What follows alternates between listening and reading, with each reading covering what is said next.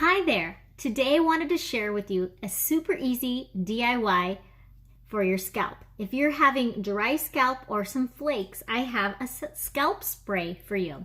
I have a 2-ounce spray bottle here, and I'm going to put in 5 drops of these 4 different essential oils.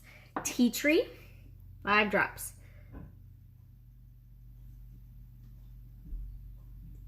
And then lavender,